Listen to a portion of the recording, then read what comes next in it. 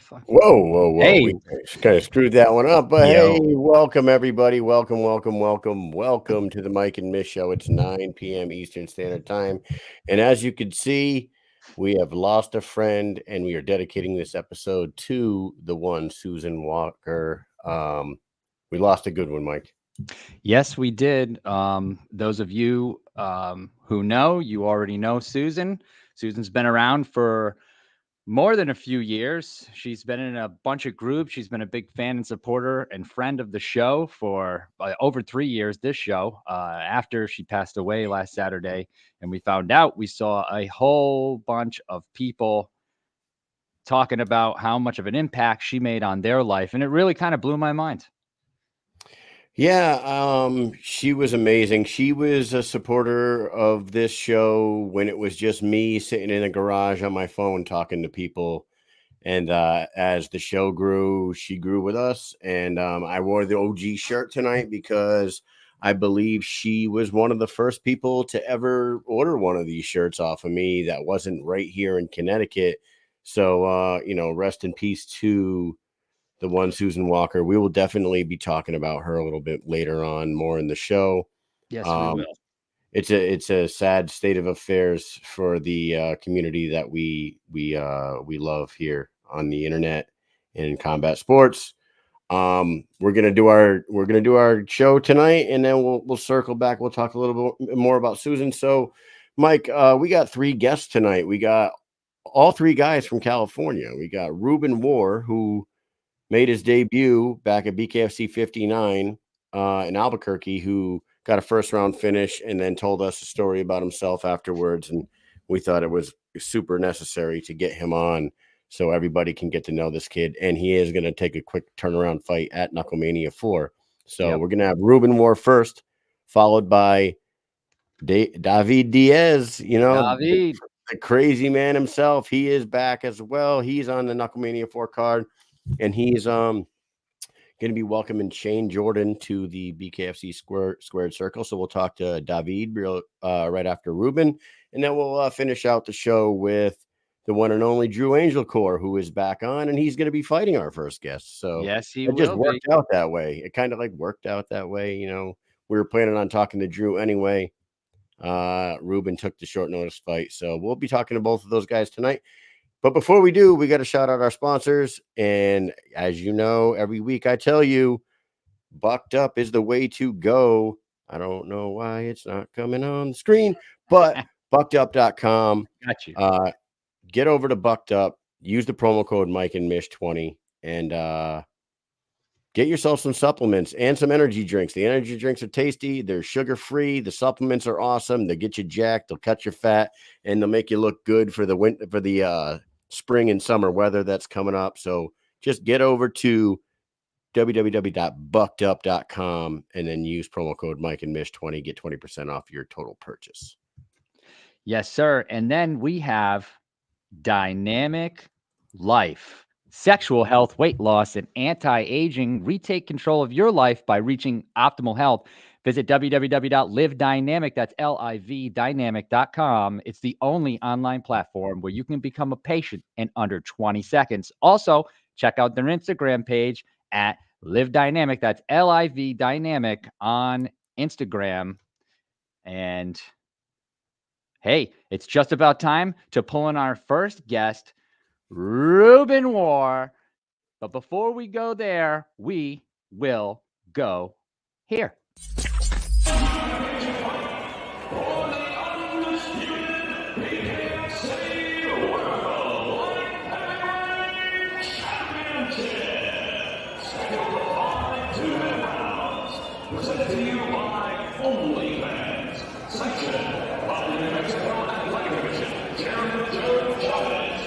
My name is Lorenzo the Juggernaut Hunt, and I want to give a special shout out to Mike and Mish from sunny Florida at Smith Brothers Combat Sports, where we just finished knocking out the BKFC tryout. I can't wait to get us some more bangers in there doing their thing for the BKFC. Let's go, Mike and Mish. Hey. There he is. Ruben, Bad Boy Warr, welcome to the show. It's good to see you again, my friend. How you doing? What's up, brothers? You know. Sorry, I'm putting my shoes on. I'm actually getting ready to go to the gym. So Okay, all right. you just got to California today, right? You just flew in? Yeah. How long ago? Like 30 minutes ago. 30 minutes you landed? Yeah. Holy shit. Yeah. So you're originally from California. Yeah, I'm actually training with one of my old coaches. Whereabouts? Inglewood. Well, and where's what is it? Studio City. Studio City. Yeah. Sounds like So- Hollywood. Let's tell our audience who you are real quick. Now, just to sum it back up, down there in Albuquerque, you got eyeballs on you right away at the weigh-ins. There was your opponent there had a big group with him. You guys had the little thing on stage, so people were all already recognizing you. Then you go out there the next night, you finish him in the first round, and then you share stories about your trials and tribulations to get to where you were that night. So I think it's necessary for you to let these people know where you're coming from, and a little bit of your backstory heading into your previous fight. I'm from. Sorry. I'm from Los Angeles. Grew up here my whole life. Left LA at 18. Joined the service. Did 5.5 years in the service. Was stationed in Virginia, Florida, then back in California. After the military, I was kind of just going from gym to gym. I was homeless. I didn't really have a place to stay. So I kind of slept at gyms or in my car, friends' houses. Just kind of bounced around a lot. And my baby mama, we met in the military, 2010. And then I flew to Kentucky to go be with her. We had 2 kids. Ruben, what branch of service were you in? The Navy. Navy. I was an aviation structural mechanic. No kidding. Look at that. We're in an aviation unit. Right. What aircraft? What did you work on? So we worked on ejection seats, canopy systems. We did the maintenance. So we were brown shirts, green shirts, white shirts on the flight deck. I was attached to VFA 97. They were out in Lemoore, California. Then I also did a tour when I was on the CVN 75, the Truman. So I did east and westbound. Nice. Yeah. Thank you for your service. Yeah. No, Mike and I are both military guys ourselves. Wow. Well, thank you guys for serving our country. So we appreciate it. We're both currently, and we work full time for our unit. It's an aviation unit, which is funny because you're in aviation. Wow. So how about Small that? world. We work on helicopters though. Yeah. So I was once a blue shirt too on the flight deck. So I used to chalk and chain them all the time on the flight deck. We got Blackhawks and Chinooks in our facility. That's awesome, man. Yeah. Wow. It is cool. So yeah, man. So that's cool. And then so you ended up in Kentucky. I told you in Albuquerque that that's where I went to basic training at Fort Knox, Kentucky. That's the only time I've ever been. Yeah, that's right. Yeah. Yeah, only time I've ever been in the state of Kentucky was for that. It's so crazy because Kentucky is like the top 10 in the food market. Oh yeah, in the country. Yeah, our food's like insanely good. Yeah. Oh man, the only food I got in Kentucky was the mess hall, and it sucked ass. Oh man, you missed out. Yeah. Next time, if you guys ever go to Kentucky, I'll take you some fire spots, man. Yeah, I went there to do some stuff at Fort Campbell, but didn't stay there too long. But but you're back in Cali, and you did your thing down there. We're going to talk a little bit more about that, but after the fight, we talked about you possibly getting a turnaround and fighting in your original. Yeah. How I didn't think it was gonna happen. Oh man. It was kind of weird how it happened because Ray sent me a text. So Ray Lopez sent me a text, says sign this contract. It's for a fight at Knucklemania, and he said sign the contract. I didn't know who I was fighting. I had no idea. I just signed it, dude, and gave it to him like that minute. Wow. So, So that's pretty badass. So you didn't even know, and it turns out to be Drew Angelcor, who's 3-0-1. So this is a big step up for you on what 4 weeks notice. That's pretty badass. Dude, here's the thing, man. You know, I have 30 fights. You know, MMA fights, right? And we're not talking boxing. We're talking MMA now. Okay, so I'm used to people trying to take me down, people trying to outstrike me, and then all together, right? Now you take all that away, you get to focus on one thing, which is striking, right? Which is boxing. And 4-ounce gloves and bare knuckle to me is not much different, dude. To be honest, so I feel like I'm more at home. You know okay, I was just going to ask you: would you say striking was your strongest suit in MMA? No. No? Not wrestling. Wrestling? Yeah, because you had a wrestle. Yeah, you were. I think you might have told me that was, or no, you said it was your first knockout, and you did it in front of your mom because you used a lot of your wrestling and grappling. Man, I never believed in my striking, dude. I was always like in the sparring in the gym. I was always like outstriking everybody. I mean, it's just I always try to be the best at everything that I do. Right, that's just who I am. So if I was in striking gyms back home in LA or Southern California, like all these top strikers are there. You know what I'm saying? And I'm trying to be better than them. But I never believed in my skill because I was homeless, man. I was never confident in myself, dude. So people the people that'll look you up and just look at your like Tapology record. They'll see that you have all these fights and you have a 500 I did it record. homeless, bro. Right, that's what I'm saying. I was gonna ask you about that because your record is weird. Like you go on like 6-fight win streaks, and then you lose a couple, and then win one, lose a couple, then win 4 or 5 more. Like, can you tell us were the win streaks? Were you like settled into a place during that time? Dude, And then I'll tell you what happened, dude. I'll tell you exactly what happened. What people don't understand is to me, being a father is everything, right? So my son was born after Scott Heckman. The day me and Scott Heckman fought, a week before my son was born, right? So then I left my family, and I couldn't stop thinking about it. It was like eating me alive. And then I cut to 45. I fight Scott Heckman. Me and him have a war, right? We go back and forth.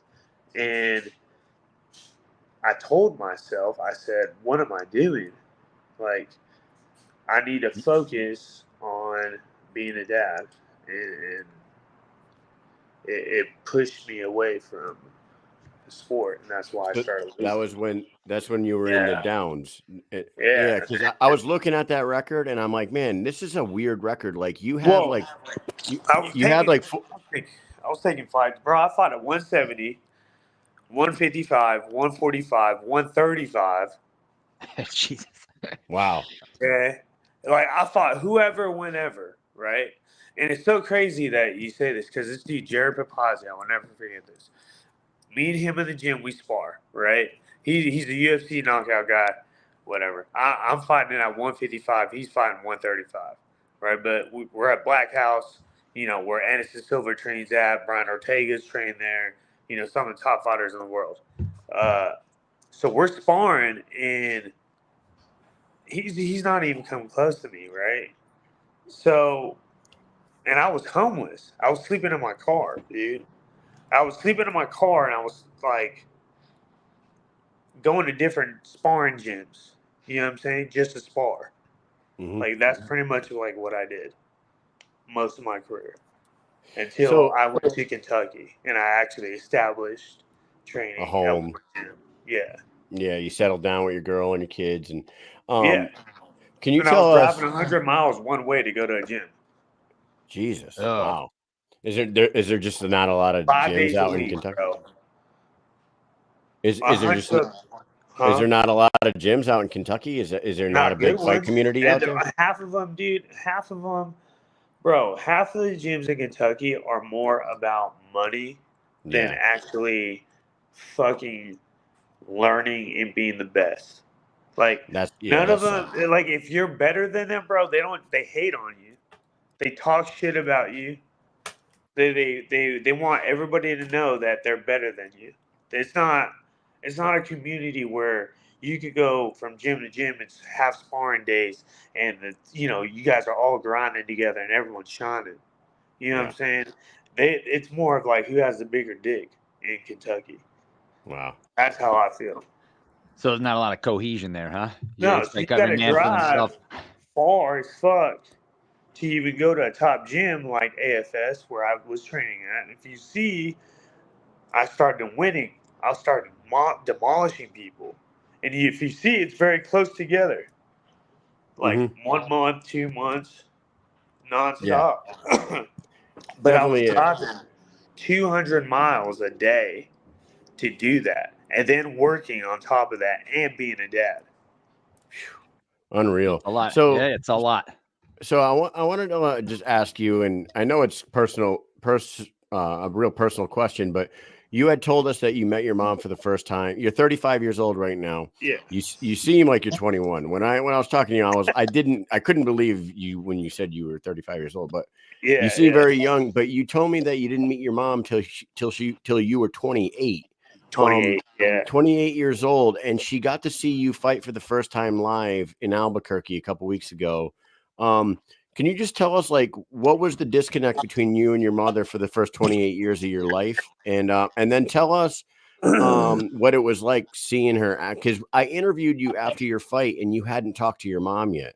So No. just Well, tell us a little bit about that. she lives in Amarillo. She lives in Amarillo, Texas, which is the top, I guess. So I don't know how far it is from Albuquerque, but she went from work to go see me fight. So I hadn't seen her till after my fight. But um, uh, I don't know.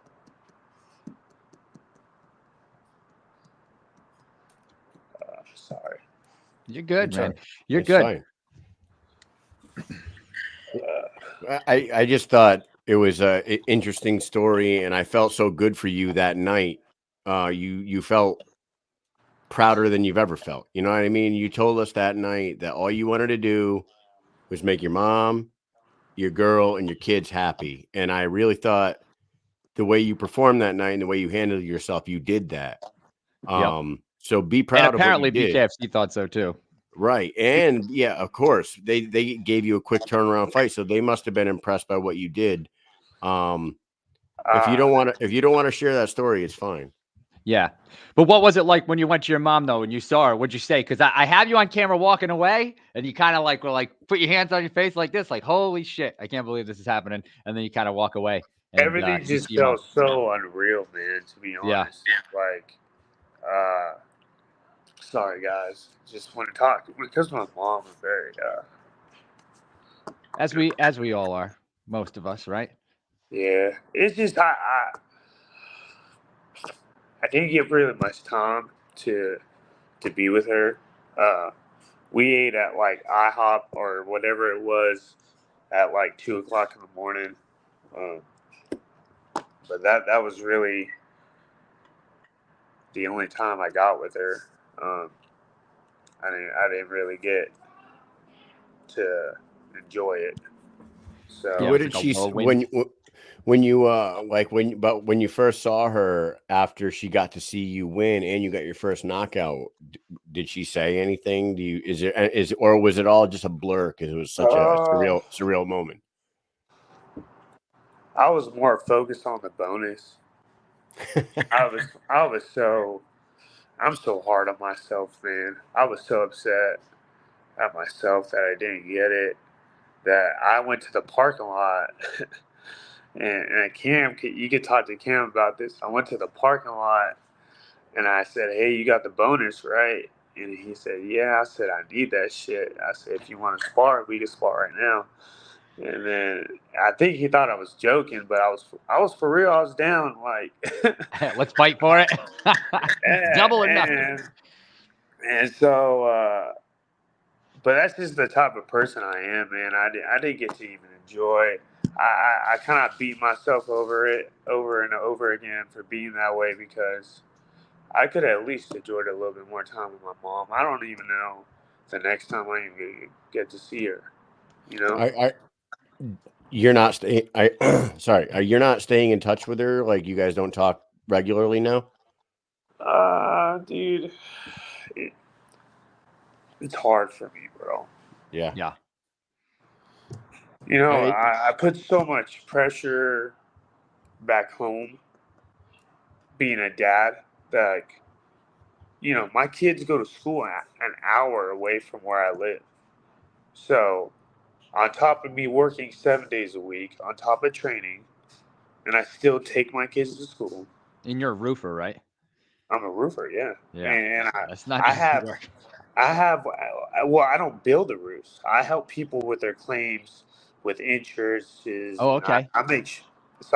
I'm more of a salesman, but I'm not. Okay. You're But not hauling up bundles of shingles onto the roof, man. no, but I'll climb the roof though. I'll climb. I got 80 square homes. I got 75. I climb on vans. Nice. Like, hey, I'm a wild man, man. So, but my passion is just being a dad, dude. Like everything I do is for them. You know what I'm saying? Because I never got that love, dude. I never got that like what I give my kids. I never got that. You know what I'm saying? Yeah, you're So definitely a passionate father. You're an emotional guy, and I could appreciate that. I got a couple kids. He's got a couple kids, and like doing doing the best for your kids and making sure that they're good in the future is your number one priority as a father, for sure. it's bro. Everyone has their own way of fighting, right? Like there's people that fight very emotional. There's people that are very athletic, right? There's people that have that natural like ability to take hits and give hits, right? So me, I fight very aggressive. I don't care if you hit me because of that emotion that I have. It just makes me fight that way. It makes me not care. It makes me just want to put everything out there because after my fight, it feels so much better because I left it all out. You know what I'm Uh-oh. So let's see if you pop back in here. I'm sure. Maybe he didn't charge his phone on the plane. Yeah. It's like we're gonna wrap it up. We're gonna wrap it up with Yep. Ruben as soon as he gets on. Anyway, we're just gonna ask him real quick about his fight with Angelcor, what we can expect, and then we'll wrap it up with him because we got David Diaz and Angelcor is in there watching his opponent right now talking. So I understand why he's in there. Hey, he's back. Ruben, we lost you for a second there. I don't know if you can hear me. He's still frozen right now. There we go. Okay, so you're back. We don't have a lot of time with you. I feel like we can bring you back and talk a lot because you told us a lot about yourself down in Albuquerque, and there's a lot more backstory to you, and you're a very interesting person.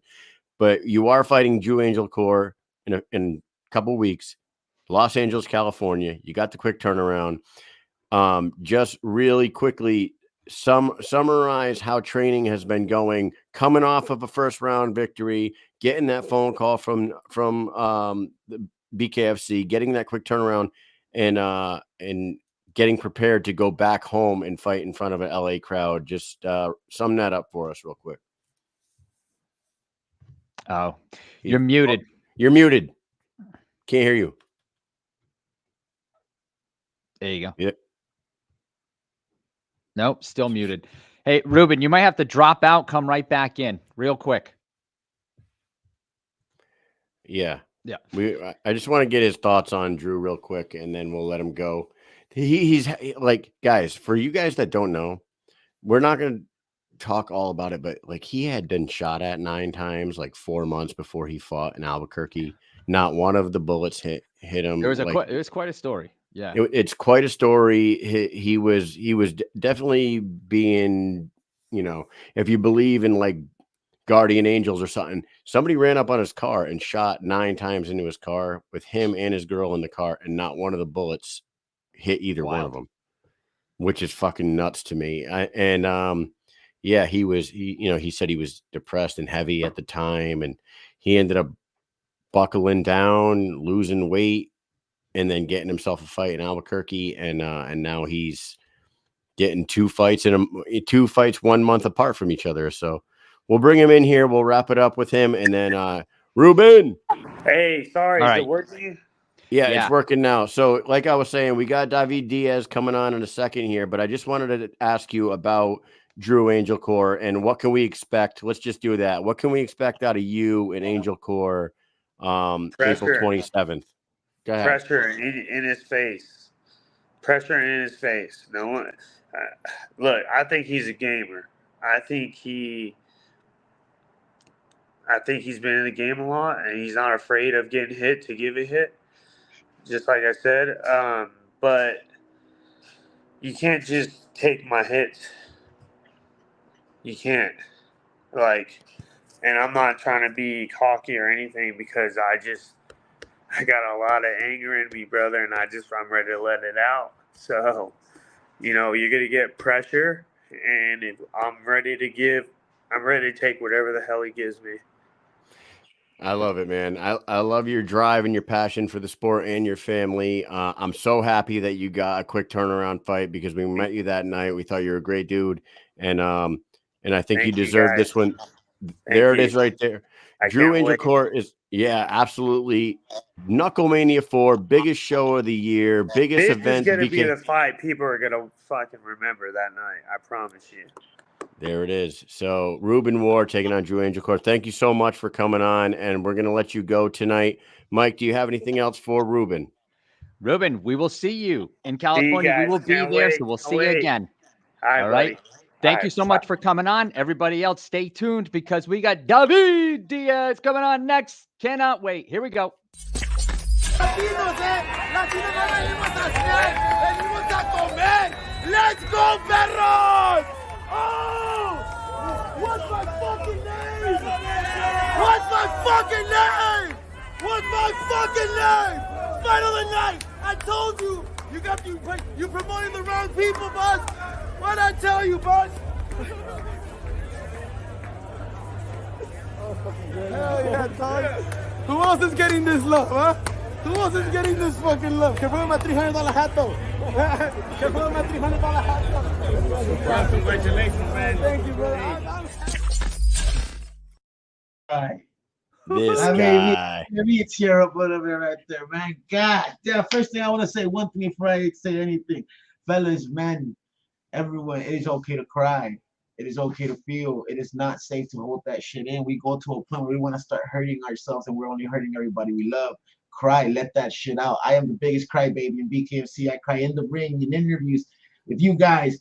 I mean, I've cried so many times, and you know what? I feel great every fucking time. What's up, perros? How we doing? What's up, perros? Yeah. What's up? Hey, welcome back. I love that video of you standing on the chair yelling at everybody. You said fight of the night. God damn it. It was fight of the year, my friend. That's right. I didn't even know that video existed. Yeah. I didn't even know that video existed. I've held on to that for a long time. Salvage. I will put that up. We're gonna go viral again. Yeah, I will send it to you after this. When you hugged your boy there, when you hugged your buddy, you rubbed your bloody face all over the side of his hair. Did you notice that? Yeah, that was my brother. That's my older brother. That's your older brother. We had like some issues prior, we worked it out, and I was just happy he was at my fight, and it's kind of like as you should, brothers are gonna argue, but it should never be I know, and I see cousins or brothers that argue and they don't talk for years. I'm like, how? I couldn't be able to. I miss my family. I miss my people. So. Oh man, you know what? I've been telling people that this Knucklemania card is absolutely stacked top to bottom. Down there in the card, you got this kid Shane Jordan, but it doesn't matter who your opponent is. It could be anybody. You're going to put on a show, and you're going to do it in Hollywood. You're going to do it in front of your own people. This is unreal. I mean, we got Drew Angelcor coming on after you. Tell me who else. Tell me what? He tells us he's the king of California. But did you sell $25,000 in tickets already in 2 weeks, my boy? I don't think so. I don't think so. I don't think nobody has sold tickets like I have in LA. I'm very proud to say that we have so much support here. We are South Central locals. We have sold 25K, a little bit over 23K, 25K in ticket sales alone.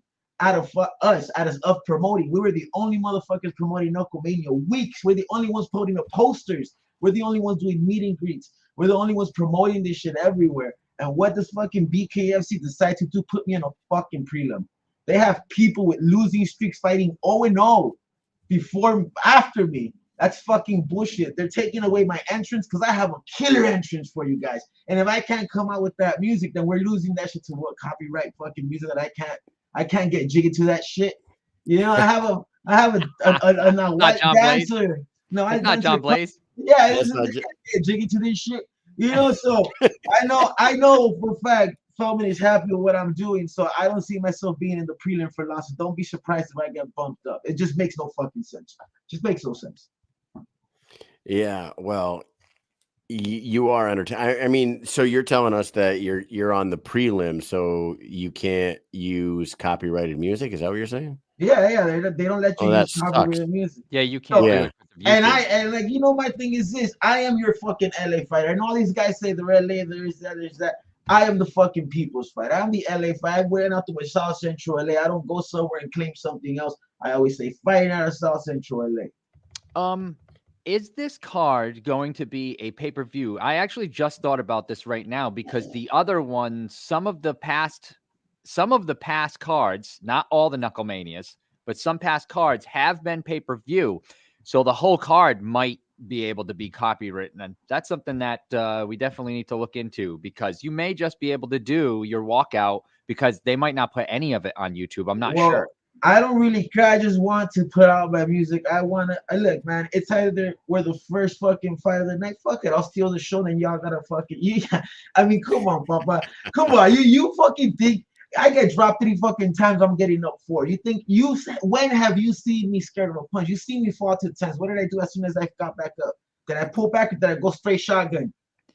You know, you actually, I think you smile first and then I love it. No, homie was talking about emotions and pain. You know, I've been doing a lot of healing.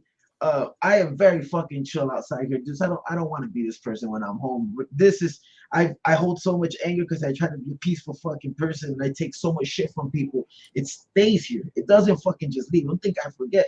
But when I'm in that fucking ring, I am allowed to be this fucking person. I'm allowed to let this anger out. I'm allowed to fucking hurt you and even sometimes drop my hands and take a shot or 2 and smile to let myself feel some type of pain that I understand. It's all mental. It's all mental. That helps me so much with my depression. Getting punched makes me feel good. It makes me feel released. Crying makes me feel fucking great. So this is my fucking house. This is what I was made for. I fucking showed it. I fucking proved it. Every fucking fight, they wanted me to fight a tough competition. I don't get privileges in choosing. 3rd fight, I got to fight the number 2 guy in the rankings. 100% knockout finish in BKFC. 20 plus professional fucking boxing matches, and we won fight of the year, fight of the night. Tell me what nerves. No, can I ask you something, man? We were on we were at the first time we met you was in Hollywood, and that was before you. I think you had. I don't know if you had a fight yet. We met you at Miami, Hollywood, Miami, in Evander Holyfield's gym, right? Yeah, when they were doing media day for BKFC 18, you had a bottle of tequila with you. You were like stealing the show in there. We talked to you, but you are not the same guy now that you were then. We've seen a progression between your debut fight and now. tell us how different you are as a professional fighter from the debut to now. Yeah, I'm always gonna be an emotional person. I'm always gonna be an emotional fighter. I had a lot of anger when you guys met me. I just wanted to, I had a lot of anger. The training, I've picked up a lot of training from everywhere. I've been in Miami with Boxar. I was actually the first fighter to come out of Boxar. After me, it was Joey Beltran, then Britton Hart, then Monty, and then the 5 second homie knockout. I was the first one to get the fight out of them, to put Boxar on that map. Ever since then, I went to Zacatecas with Teco Quiñones and La Malia, and then I went to Puerto Vallarta to train with Brandon Morelos, Muay Thai coach, and then I went to Sayulita and I stayed there for a year to train for another fucking year. And now I'm here, and when I was here, I did, nobody prepares you for injuries. Nobody tells you how it's gonna be. Nobody tells you how lonely it could get and how depressing you can be when you go your whole, the last 3 years of your life training 4-6 hours a day. Gym is life. And next thing you know, you cannot bend over, you cannot do shit, you cannot lift over 5 pounds, you can't jump. You're home just eating fucking, So I had a moment where I had to think, what am I gonna do? Am I gonna stop? Is it over for me? Or do I lose these fucking 65 pounds I put on? Because I put on 65 pounds, and guess what? I fucking lost them again. I met a great gym here. I started for the first time doing strength and conditioning. They got me back looking okay. I'm not sexy yet, but I look better than the last fight. I'm training with some great guys. We got some Argentinian homies that are boxers that are from Argentina, that are the #1 guys over there. We have Gabe Green fighting April 27 in Vegas. Same night I'm fighting, who's been helping me out too. We have, the Mark, that's all gas, no brakes at the gym, that's been doing strength and conditioning. Everybody at Forge Fitness kind of just opened their doors for me. They told me, let us help you train, because I was training myself again in my garage, in my room and park. They let me in. I'm very careful with entering to gyms, because you know how gyms are. There's politics, there's drama. I don't want none of that. I've been a couple gyms. I didn't want that. So I finally found a place that I could call home. I felt great being there. I felt welcome. The energy is amazing. They call me to check up on my mental health, which is something different, like homies, like friends. So I really, really have improved so much, man. I've cleaned up a lot. I've learned. Just like Animal said on the last interview, he said he was trying to get in my head, but he couldn't. He said, you kept yourself so composed. And he's like, I worked on this punch to get you, and I couldn't fucking get you. And I was like, yeah, when I fight my next fight, I don't study my fighter. I study me. I look at all my fights, and I look at what I did repeatedly and what patterns I have, and then I change them for the next fight. That's how I got Animal. That was the game plan, was let him think I'm going to do this, and he did. He couldn't fucking land that uppercut, Yeah. So every fucking thing, I'm just trying to get fucking better. I'm trying to do fucking great. I'm trying to get better mentally. I'm trying to be there with my family. I'm trying to just do good, Yeah. Did you have any like severe injuries after Travis's fight? Because we haven't seen you in there since that fight, and that was quite a while ago. That was like 17 months ago or something like that. It was November 5th, 2022. Yeah, November 5th, 2022. Yeah, it was actually, you know what? Jessica Borga's fighting tomorrow night in Clearwater. We just had her on last week, and she was on that card with you as well. So it was she was talking about how long it's been. It just seems like forever. It does seem like forever that we haven't seen you in there. Did you have like any major issues going on as far as injuries go? And that's the reason why we haven't seen you in a year and a half? Well, I had the injury on my eye, so I had to get a little surgery. And then from there, the whole 4 months not doing shit. Checkups and make sure everything's okay. But those 4 months, the surgery took a month to be able to get. And when I did it, it was already April, May. And I had gained the weight. I was getting fucked. And then as soon as I got the surgery, BKFC is like, do you want to fight in 3 weeks? I'm like, I literally just got I can't open my eye for 3 months. Yeah. So we couldn't take those fights in the beginning. So not only that, after that, those first 6 months of 2023. It was rough, and then I gained all this weight, and I had to really dig deep mentally to get out of a little depression, because your life changes. You go from fucking kicking ass all day to not being able to fucking lift up fucking 5 pounds. So I had to work on my mental. I had to stay strong. I did no alcohol. I stayed away from women, because women is my #1 drug. And I always relapse. This time I didn't let negative energies in. I met the right people. I stayed strong. This time my drug was food. I wanted to eat instead of alcohol. I was food. Speaking about food, It's a good segue into your Instagram page that I have been watching. And I was telling my boss today, because I had to go work in Pennsylvania yesterday. I went on a work trip. I went with my boss, and I was talking to him about you because we were talking about the show tonight, you know.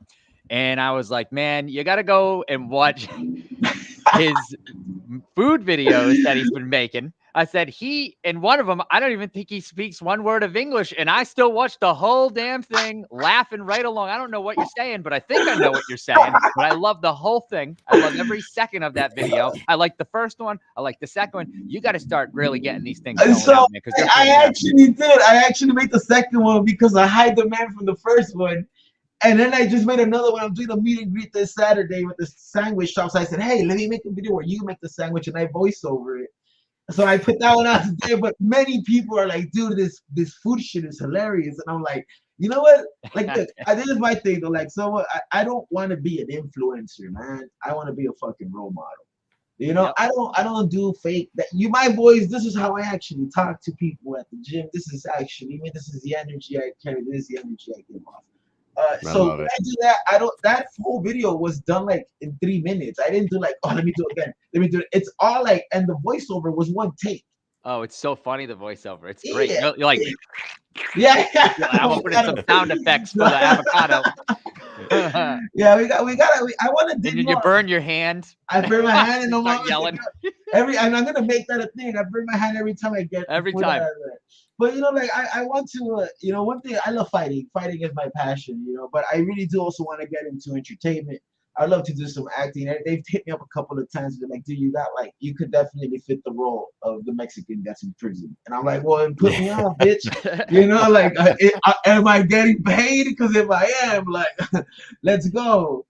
Yeah, so, yeah, I wanted to. And then, like, also, I've actually been talking jokingly, but I'm a little serious about it. I got a bunch of messages on TikTok and Instagram. My videos went viral again. We hit 113,000 followers. I don't have big tits. I don't have a fat ass. I don't do twerk videos, and I made it with humble content. So I'm very proud to make that number. You know, 113K for a short Mexican from South Central LA ain't that easy. So it is, man. Let's use IG on OF model. Then yeah, but you know, we're I've been talking to Thunder Rosa jokingly. Thunder Rosa is a professional luchadora from AEW. And I've been saying like, hey, you know what's up? Like, let me know when you need a tag partner. And she's like, we should work on something if the show goes to LA. And I'm like, I would be the new Eddie Guerrero, my boy, you know? Instead of lowriders, I'll come out with lowrider bikes. You know what I mean? Dude, you got the personality for it for sure, dude. You got the personality. And the Eddie Guerrero, the lion and cheating and stealing. That's it. He was the man. Latino heat. Latino heat. You know, you call me calor sin sudor. That means heat without sweat. So, we don't have too much more time because we're gonna have Drew Angelcor on in a few minutes. Your opponent is Shane Jordan, right? Yeah. I didn't know much about this guy. Apparently, he's an influencer, but he does have a boxing background. What can you tell us about your opponent, or what do you know? I mean, obviously, you've done some homework. You have to prepare for an opponent. What can you tell us about your opponent, and what are we going to expect out of you and him? All I can tell you is this. People try to. I don't really look at my opponents. I don't really care. All I need to know is the height and the weight. And once I got his height, I know what I'm working on. You can practice boxing all you want. You know, with your little amateur gloves, but that is not a bare fucking knuckle. When you got in a fucking bare knuckle, and it's not one punch. I don't throw one fucking punch. You know, and I fucking get on you, I'm fucking on you. You're gonna swing back, and we're gonna see when we bite down on the mouth guard. Is that dog really in you? You know it's in me. You fucking know it's in you. On the you on the 3 fucking amateur boxing losing streak. The fuck, you know, like it pisses me off a little bit because there's fighters that have been calling me out and they deserve to be in Knucklemania, and then this guy, just because he fucking trains Bryce Hall, he gets to be on it first fight. It does get a little, you know. Okay. So David, that answers somebody's question in the rankings where, why are you fighting a guy that's not ranked? You just answered it because he's Bryce Hall's trainer, right? Yeah, I Like, get. it's the Bryce Hall connection. It's one of his boys. Yeah, it's one of his boys. He's an infant. He trains Neon and Bryce Hunt, all these fucking machista fuckers that think they're top G or whatever the fuck. Trains all these shitheads. So what I the difference is, like, no offense to Cupman, I am not you, my boy. I have wars. I will fight with one eye, and I will fight with a broken fucking nose, and I have 3 places with the fucking Viking. I will fight with a fracture in my jaw, and I have. I will fight with broken hands, and I have 6 breaks in one fight, and I still fucking swing to the 5th round. I will fucking keep going. I don't stop. You could drop me as many times as I'm gonna be on you like fucking bubblegum. We're in. I'm in there to kill you because you in there to fucking kill me. You're in the way of what's mine. I'm not ranked right now. I've been out for a year and a half. Some reason this kid thinks he's the she. Yeah, dude, hold the fuck on, my boy. Hold on. You do not know. You don't fucking know. Look at the video they played before this. Look at my fucking eye, and I'm laughing and smiling and feeling the love. And I lost, bitch. That's me when I lose. Imagine when I fucking win. I was mentally unstable for the animal fight. This is not excuses. This is my fault. I'm the dumbass. I wasn't responsible. I was drinking till the week up. I was coming off of a horrible abusive breakup. I was fucking mentally drained. I got drunk 3 days before. You guys saw my belly. I had fucking tits again.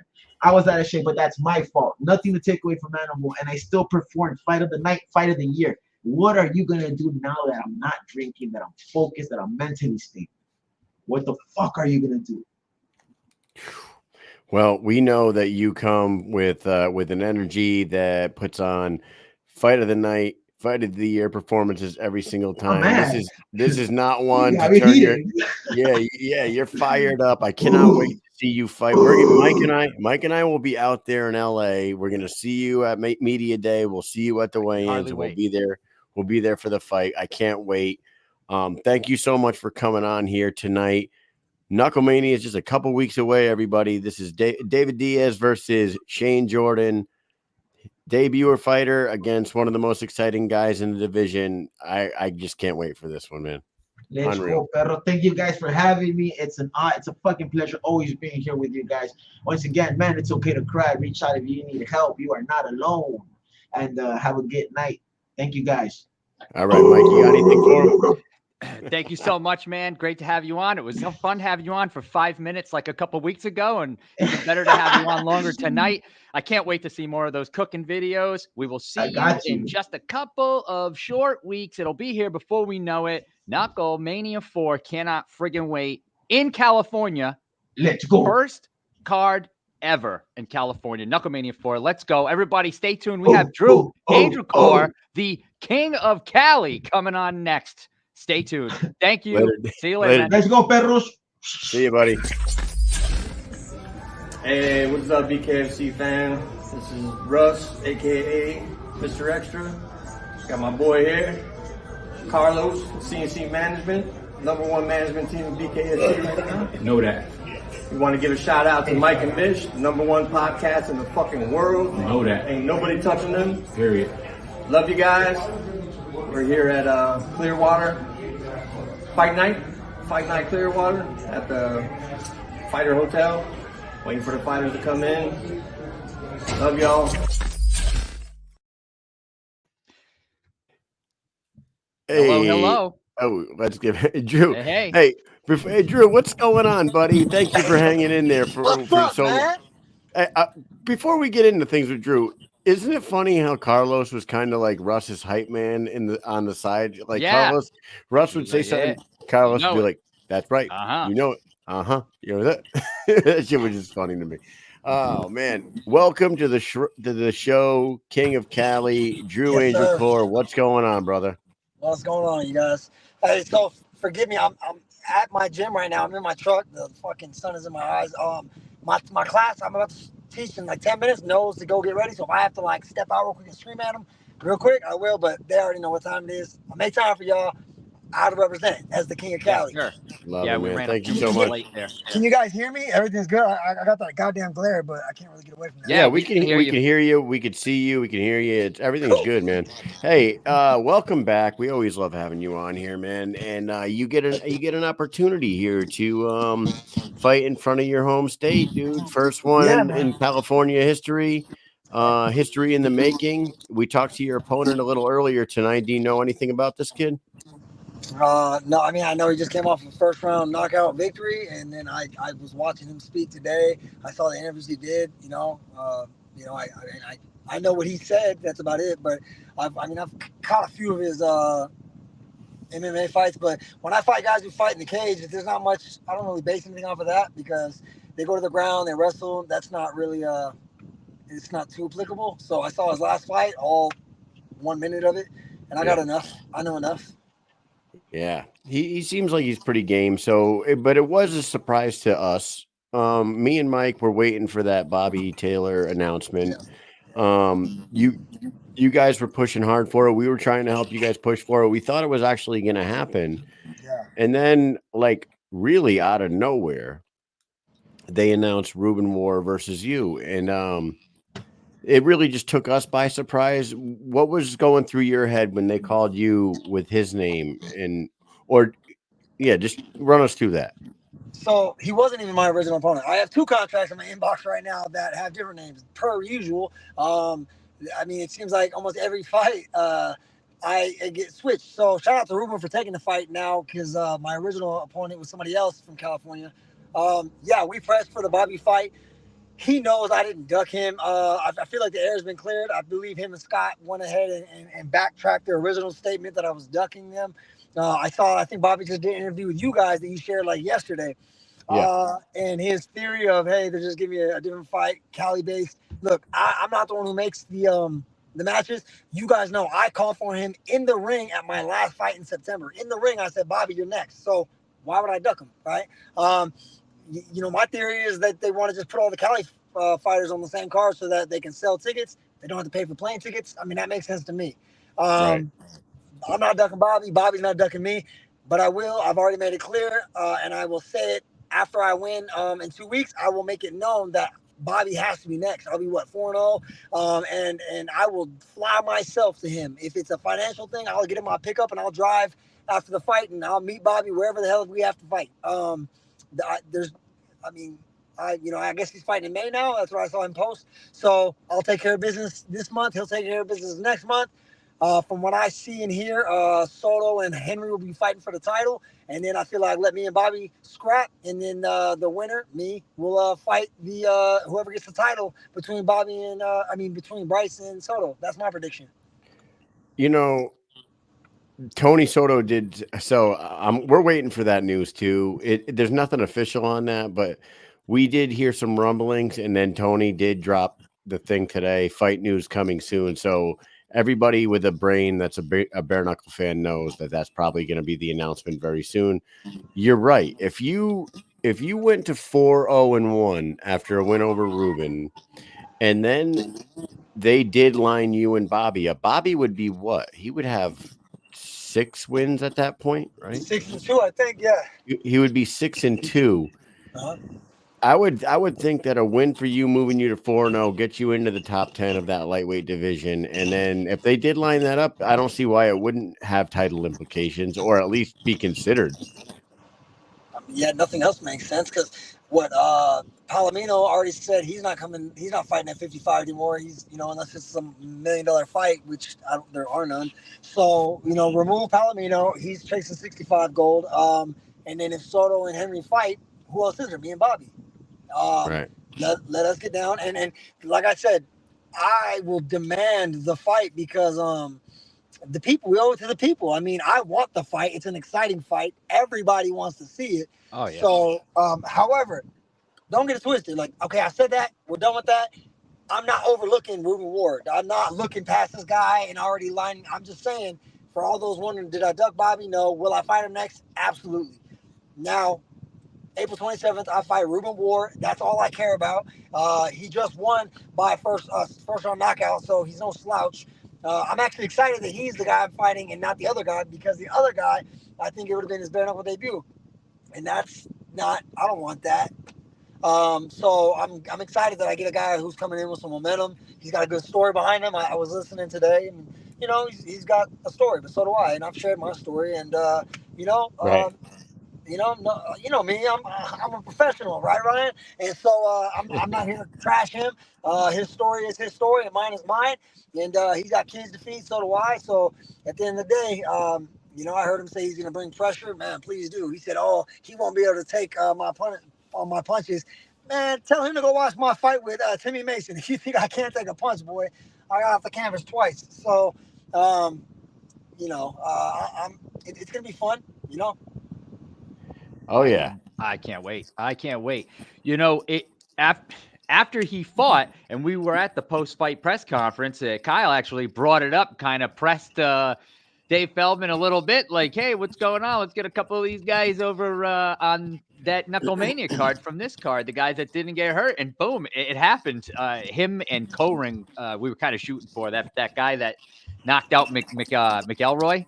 That guy, Nick Coring. Nick Coring, yeah. Yeah, that guy had some heavy hands, nice shots, ended it quick. We wanted to also see him in there, but it's kind of crazy how it all came together so quickly. How has this camp been for you? How have you been doing, man? I feel like I haven't talked to you forever, or we haven't talked to you forever. What's been going on in your life? Man, so I'm pissed off that it took this is 7 months later after I just won first round knockout myself in 69 seconds, took no damage, and I'm just now getting back in. So I'm like, golly, man, how did this guy get to turn around in 4 weeks? And it took 7 months for me. And anyways, at least I get to come back in front of my home state. That's exciting. How have I been? Man, if I was any better, it'd be illegal. You guys see, social media. I'm busy as heck. I just, became partner at the gym I'm at, so I'm co-owner now of the gym I've been training at. Oh, nice. Nice. Like I said, right now, I'm not going to flip the camera, but I got my adult boxing class I'm about to teach right now. I just got done teaching kids class. That's why I'm literally jumping in the truck between my classes. I woke up this morning. I drove.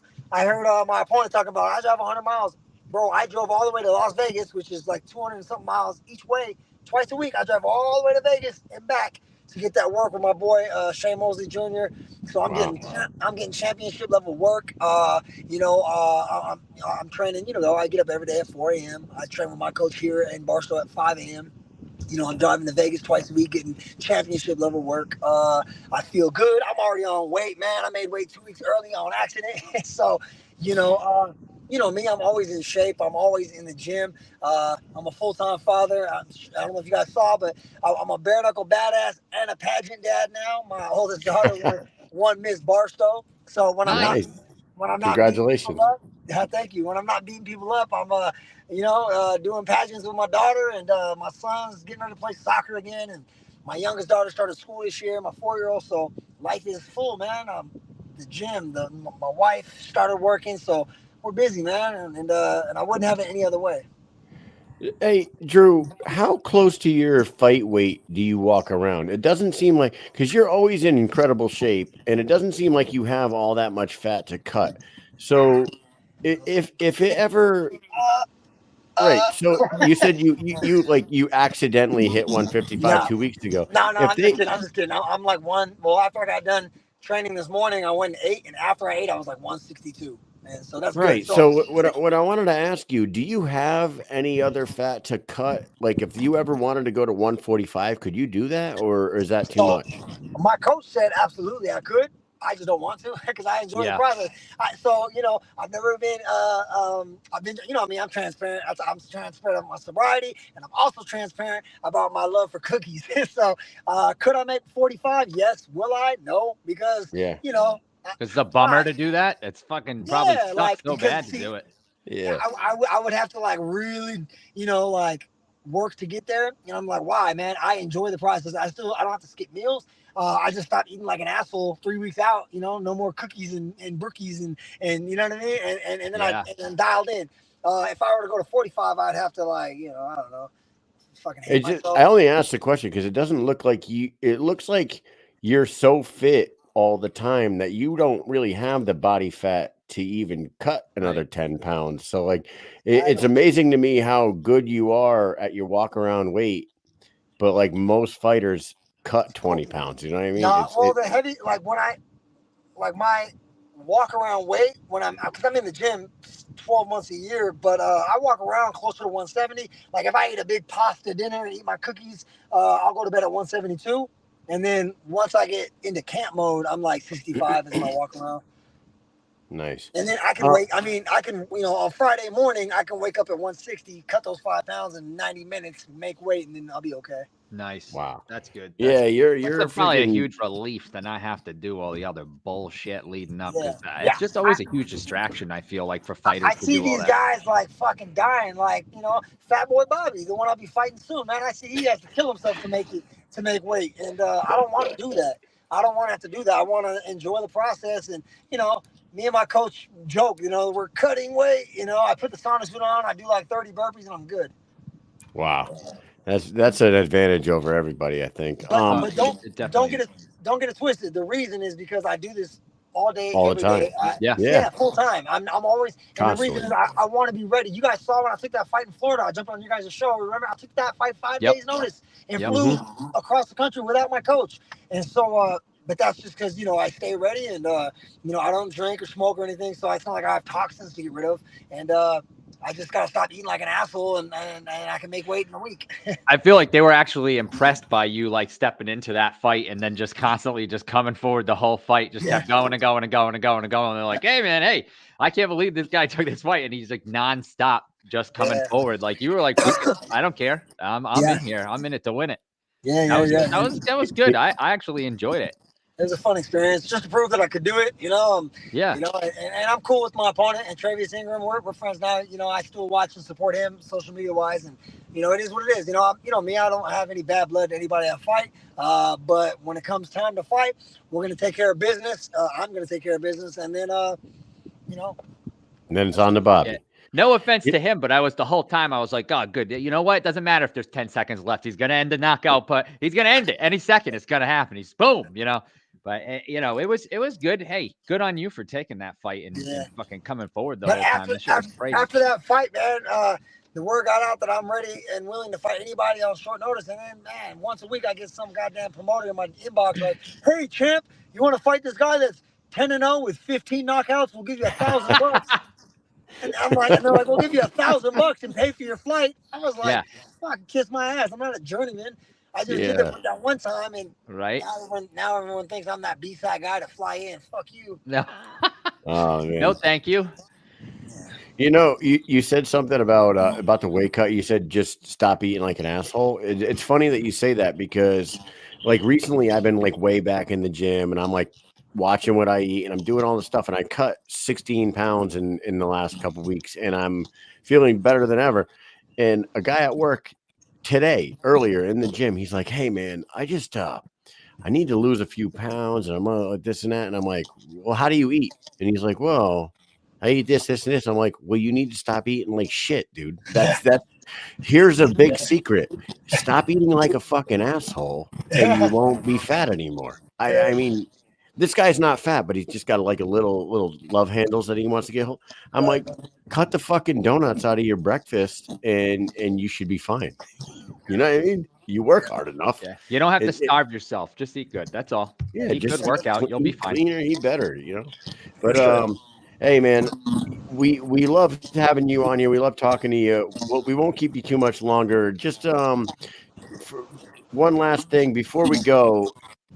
Tell us why everybody should be tuned into your fight in particular on that night full of star-studded fucking fighters and guys that tend to steal the show. Well, first things first. I mean, I've never put on a boring fight. I got fight of the night under my belt. I am not scared to get hit. I fucking throw hammers. So and especially with this guy, War, like it's gonna be a war. And then I am the king of Cali. Obviously, what was it? Diaz? Is that the guy? Yes.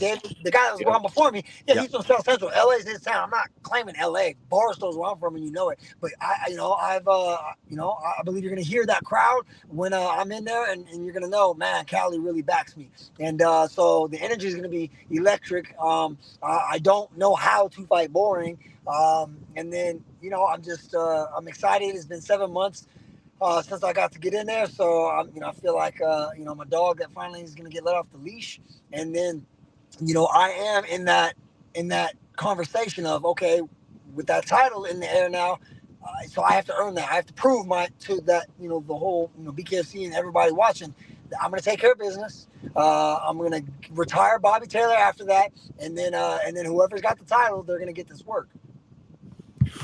I love your work ethic is clearly great enough to put you into a title.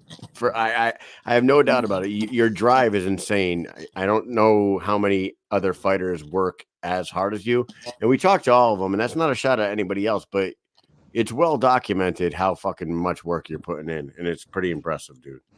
I appreciate it, and that's why if you hear, anybody say, well, he's cocky, he's arrogant. No, I work my ass off, and that's where my confidence comes from. I'm not overlooking my opponent. I'm just saying that I know the work I put in. I know the lengths that I go to make this happen, the drives, the miles I've ran, the miles I've driven, the ass whoopings I've taken.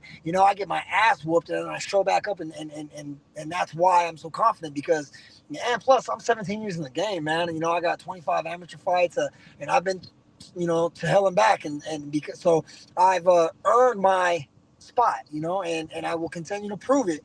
No matter who they put in front of me, I will continue to prove that, this is what I'm built for. And, I believe I'm a fan favorite, and I will prove it again April 27th. I love it, dude. April 27th. If you get that win, I hope to God that it is Bobby Taylor after that, because that is the storyline that needs to be told. And this fight should be a fight of the night contender. If the kid Ruben Warr comes out the same way he did in Albuquerque, this is going to be a fucking banger.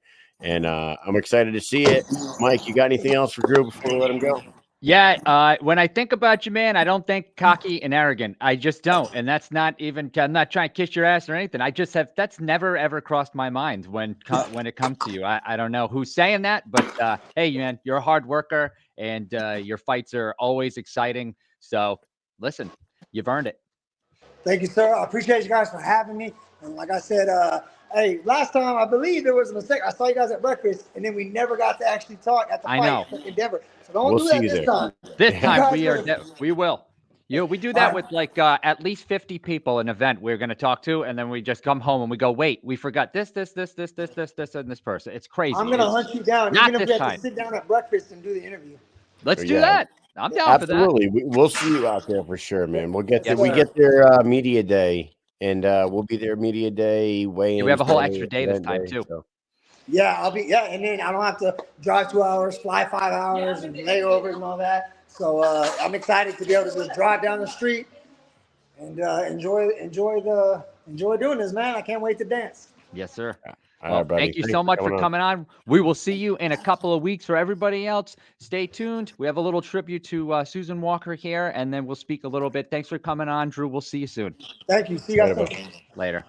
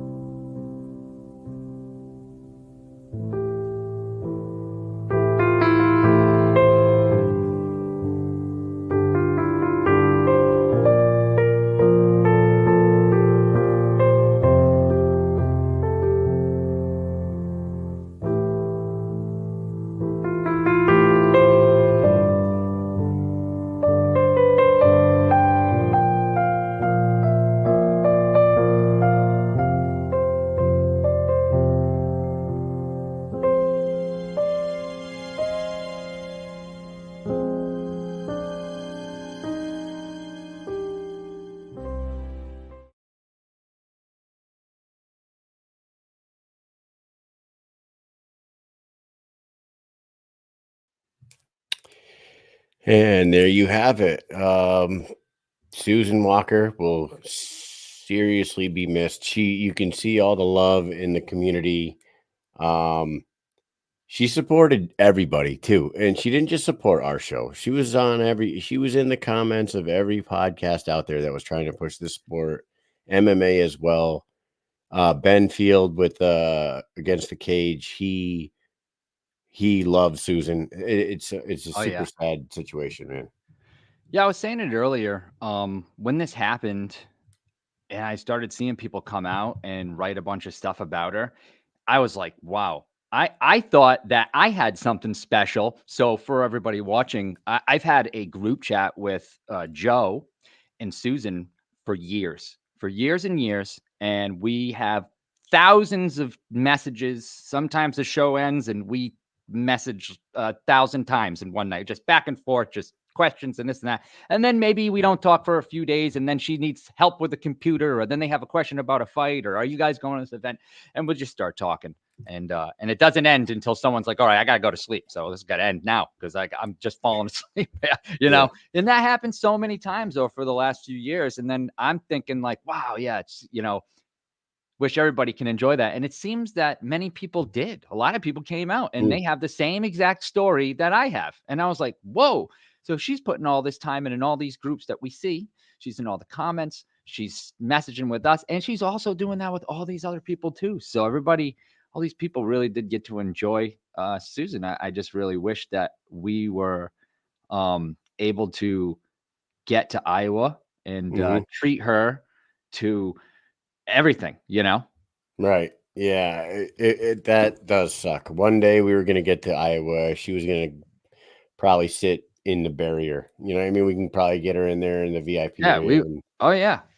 Yeah. I'd take her out to dinner. I'd get her coffee from Starbucks, whatever she wanted. Get her tickets to the event. It would have been awesome. And I was really looking forward to that. Right. She will be missed by everyone. We want to carry on her legacy, though, in the community here. And what Mike and I were talking about is next year's Mission Accomplished Bare Knuckle Awards. We want to name an award after her, but we were discussing what that award should be. So maybe we reach out to the community. Yeah, the community that loves her so much too could maybe put a 2 cents in on this. I don't know how we're going to do it, but what's your idea, Mike?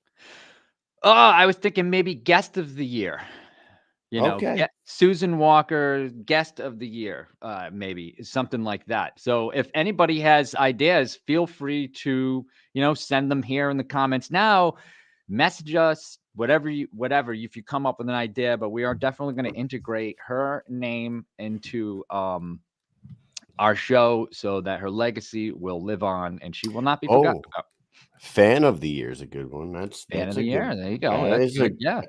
That's a good one. The Susan Walker Top Fan Award. That's a good. Yep. See, Community Contributor Award. See, this is like what we want to hear. So if you guys have ideas like this, message us. Send us. Send it to any one of our contacts. Messenger, DM, email us if you want. Those are all great ideas. Yeah, we're gonna carry it on for sure. So, R.I.P. Susan. We'll miss you forever. And very much so. Very much. So, moving on from that, I do have to plug something. Little on a happier note. I got invited to go on to a nationally syndicated radio show with a guy named Lee Elsey. Who Lee Elsey used to be a shock jock radio guy, sports guy. He was like a crazy guy on the radio, and then he transitioned into a political radio. He is he's on News Now and Fox News Radio. There he is, right there. So Lee Elsey, former professional baseball player for the St. Louis Cardinals. Super awesome guy. The voice of freedom, they call him. He's a full-blooded American, loves this country, loves the people in it, and his show's pretty awesome. Well, I'm going on the show tomorrow morning, 7 a.m. make sure. I mean, if you guys have a way to listen to it, I don't know if you're not local to this area. This area, 94.9 is how you listen to it. So anybody in the the Connecticut area, you can listen to him at 94.9.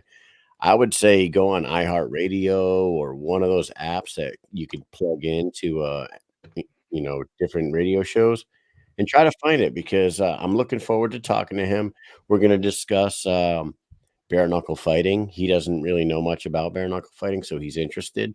We're going to talk about bare knuckle fighting. We're going to talk about Mike and I's watch party that we're holding at Tom's Watch Bar tomorrow night for BKFC Clearwater. And we're going to talk about the podcast a little bit. So it's a huge opportunity. Unfortunately, Mike can't be there, but I will be there. And Mike will be on the next one. And if it goes well, then maybe we'll be back on there more regularly, plug in the sport, helping it grow, helping ourselves grow. It's pretty fucking awesome, dude. Yeah. Yeah. So I looked up, and if you can go online and also listen. They have a website. So if you go and just look up a show, Electric 94.9, you can listen right there on the website. You can go on iHeartRadio, so you can listen. Can you throw the graphic back up? Ben's asking, Can you post the station again? There it is, right there. Yeah, I mean, super cool guy. You know what's cool is so my dad has been umpiring baseball as long as I've been alive, right? He probably not really, but my dad umpired baseball for about 35 years or something like that. A long time.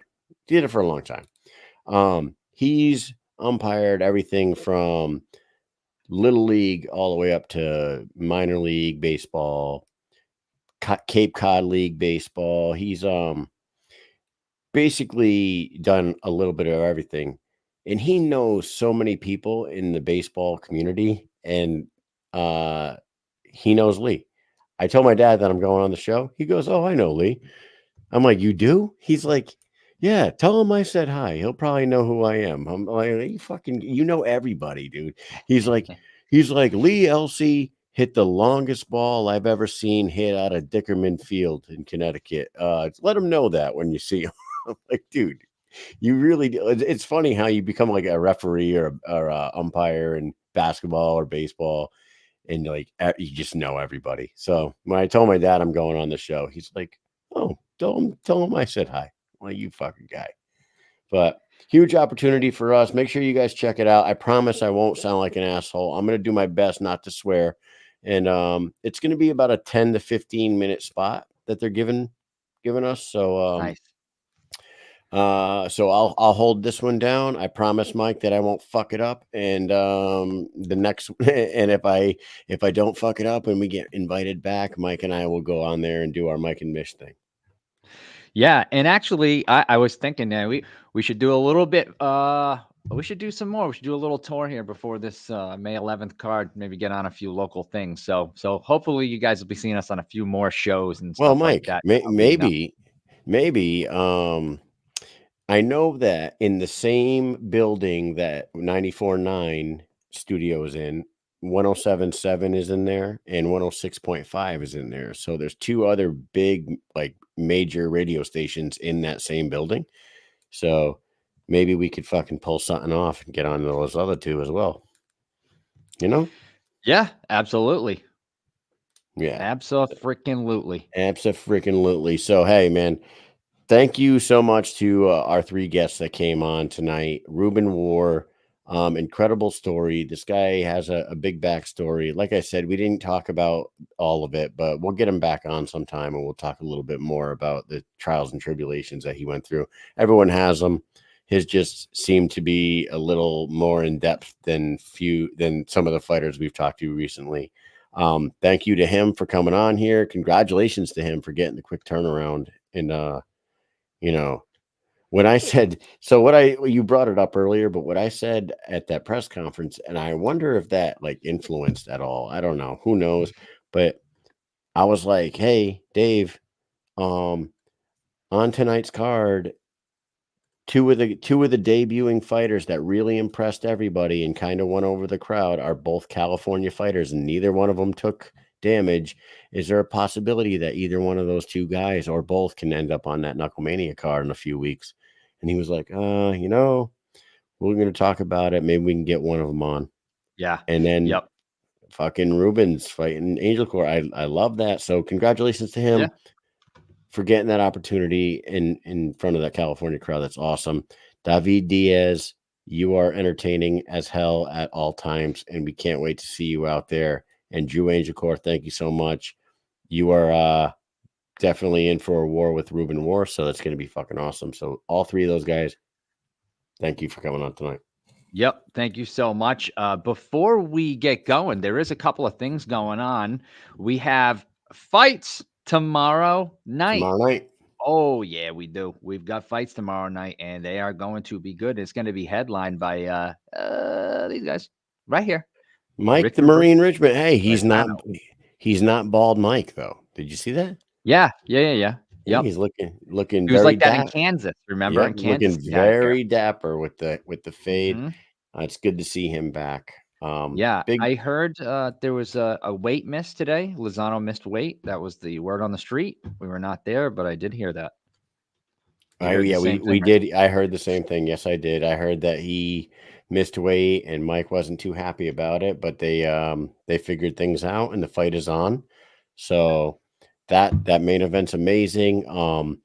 Fort and Brito, guys, we're gonna have to recheck the DraftKings odds right now tonight, but they had Fort as a 4-1 favorite against former champion Elvin Brito. I was blown away by that. Mike, what did you think about that when you saw that?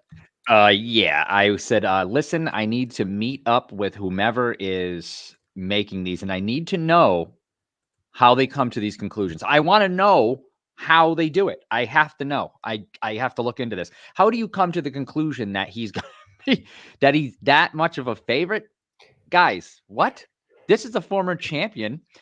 The fights that he lost against a champ, the number one pound for pound close fight. Some people think he actually won, and then Trinidad Snake, who's basically fighting for a title eliminator right now, right? In his next fight, and he thinks he won that fight along with other people too. So he hasn't been like knocked out or beat like crazy, and he's a former champion of all the best fighters. And then Fort is a great fighter. He's been doing good himself, but like. He's fought guys that haven't had a ton of experience in BKFC, but he's held his ground and he's won his fights. So he's been doing good. But to be a freaking minus like 407, minus 400 or something. And Brito was plus 274. Let me tell you what, man. That is something like when you see that, you better hurry up and put money down because win or lose, like it's gonna be worth it. I'm telling you that right now because that's freaking insane. Yeah, because they're gonna figure it out. They're gonna figure that out. They probably already did. Smart people that know the sport, that bet on the sport, saw that. I'm sure the odds have changed. I wonder if they have. Can you check? I'm looking. Now? I'm gonna look right now. I would imagine that people that know what the fuck they're doing saw that and jumped on it quick, and the numbers have changed. Well, they didn't change it, and I don't think this is right. So, like on the BKFC app, the numbers are the same, which there's no way that's impossible over the course of this many days now for the numbers to be exactly the same. So I'm going to actually check. I'm going on DraftKings Sportsbook right now. Okay. Yeah, I'm because going on I thought that was a wild. So let's move past that while you look that up, and let's look at this. Ridge versus Randall. That's a good one right there. There's a lot of people on this card that, dude, a lot of people I really like that are on this card, guys, that we've known for quite a while. Mike. Yes. The people have swayed the numbers. What Elvin Brito is now the favorite at minus 166. Yeah, see, it happened. And people Jafar just dropped a is load a of plus money in there. 140. Everybody put money in on Elvin. It had to, because when he was a plus 350 underdog, former champion, the only two losses he's had in the last few years are against fucking the number one guy, pound for pound, and a guy up for a title. Okay, you want to hear the odds? I'll give you the live odds right now. Mike Richmond is a minus 455 favorite against a plus 350 for Lozano. Oh, geez, that changed a lot. That was 149, 112. Yep. Plus 112, yeah. Brito is the minus 166 to the plus 140 for Fort. Yeah. Travis Thompson and Abby are a coin toss, -105, -115. Jessica Borga is a -120 favorite to Katarina Liner's +100. And let's see what other ones are interesting. Jay Ridge Jackson. Randall. Okay, yep. Jay Jackson. Oh, Ridge Randall's not on DraftKings. No? Nope, it's not listed. There's not. They only have one. This didn't fall off, did it? No, Why I would hope it not not. be? Why would that not be on there? I don't know. They're not all on here. Jay Jackson is a -175 to the +145 Ejuswasi, and Mike Hecker is 198, -198 favorite over Lionel Carrera at +165. So those are all the odds that are on DraftKings right now. Yeah. That Brito number changed big time, huh? Yeah. We saw that the other day and we were like, what the fuck is going on here?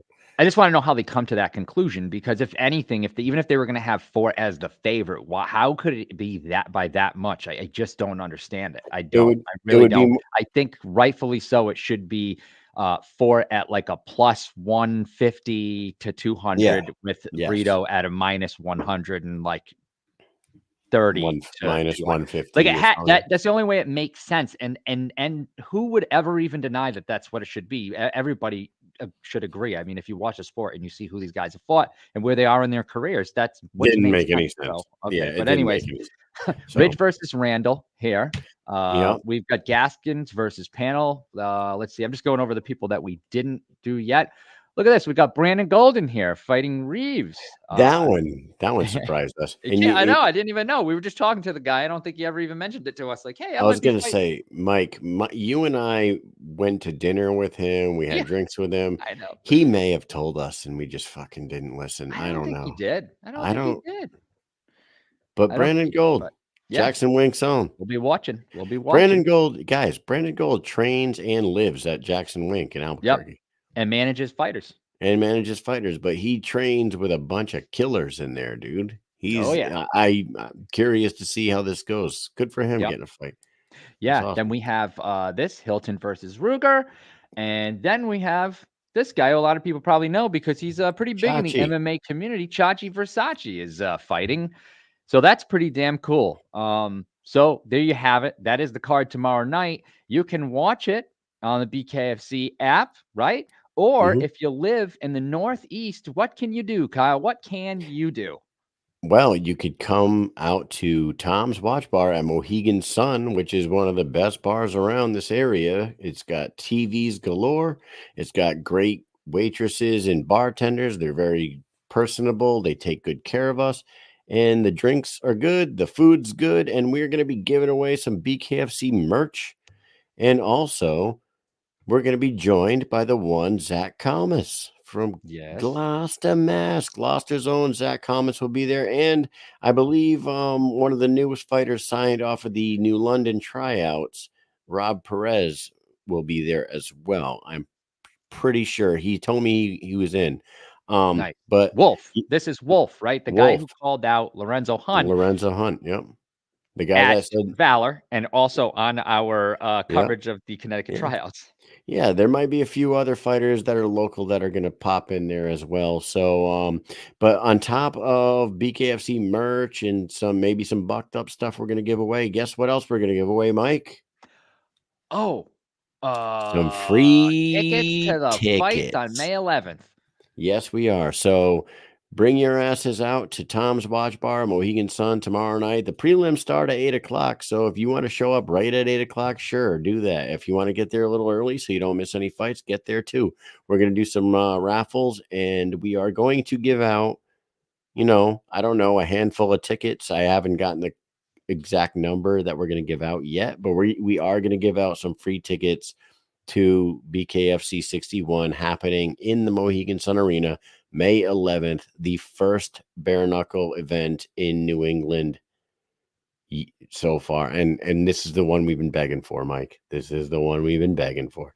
And they've been announcing some fights that are on there too. You got Heather Hardy and Faria, but we also have Jamie Rivera and Daniel Strauss. We got Ryan Reber against Foy.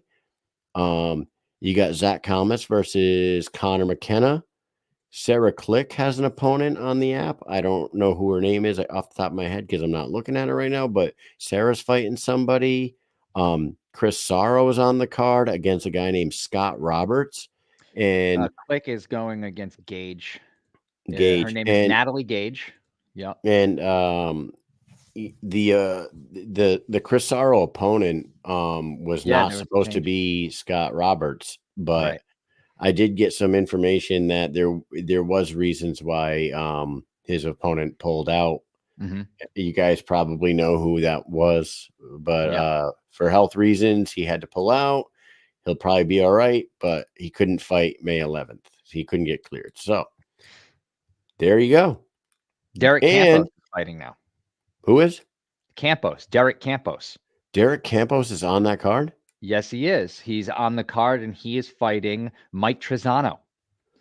Mike Trezano. He's a teammate of Jimmy Rivera. Yeah, and he was on Tough, maybe? Yeah, and you know who I heard might be on the card is Louis, how do you say his last name? Gannat. He was on he's a 135er. Yep. He had the green hair on The Ultimate Fighter.